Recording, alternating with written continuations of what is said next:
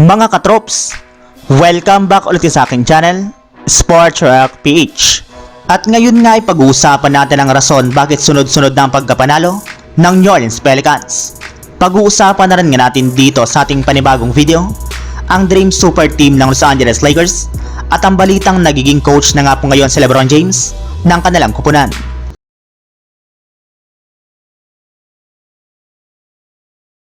Isa nga po mga katrops ang New Orleans Pelicans sa pinakamainit na kupunan ngayon sa NBA. Gayong maliban nga po sa pagkakaroon nila dito ng 3-game winning streak, ay nanalo rin naman nga po sila ng 8 beses sa kanilang huling 10 laro ngayong season. Kaya hindi na nga po nakapagtataka kung bakit hawak na nga po nilang pang-5 pwesto sa standings ng Western Conference sa kanilang kasalukuyang record of 42 wins at 26 losses. At ang maganda pa dyan ay 1 game lang naman nga po ang kalamangan sa kanila ngayon ang ka-5th seed na Los Angeles Clippers, meaning maaari pa rin naman nga po silang umakyat sa standings ng West sa mga susunod na araw kung magagawa nga po nilang may pagpatuloy ang kanilang pagkapanalo.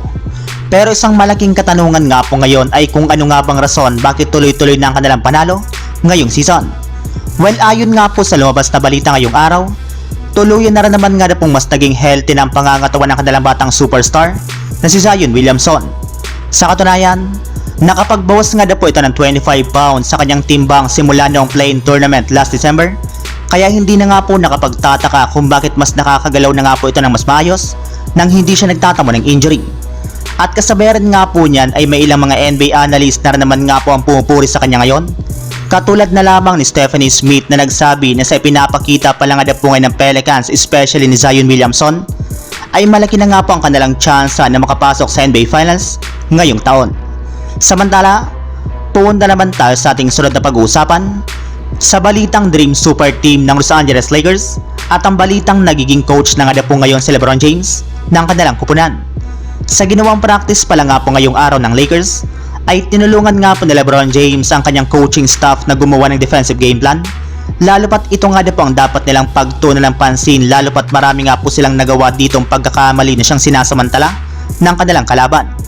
Sa sobrang desidido nga po ni LeBron James na manalo, ay nagsisilbi na nga po ito sa Lakers bilang kanilang bagong coach na gumagawa ng estratehiya na magpapapanalo sa kanilang kupunan sa kanilang mga natitirang laro ngayong season. Pero kahit anuman nga pong klaseng estratehiya ang kanilang gawin, ay hindi rin naman nga po ito gagana laban sa Denver Nuggets at maging sa Sacramento Kings, since alam naman nga po ninyo na hindi nga po kayang tapatan ni Anthony Davis, si Nikola Jokic at maging si Domantas Sabonis sa kanilang matchup, kaya masasayang lamang nga po ngayon ang kanilang mga ginagawang preparasyon. Magkakaroon pa nga po sila ng mas malaking tsansa na manalo kung bubuo sila ng bagong super team sa pamamagitan ng pagkuha nila kay Dwight Howard.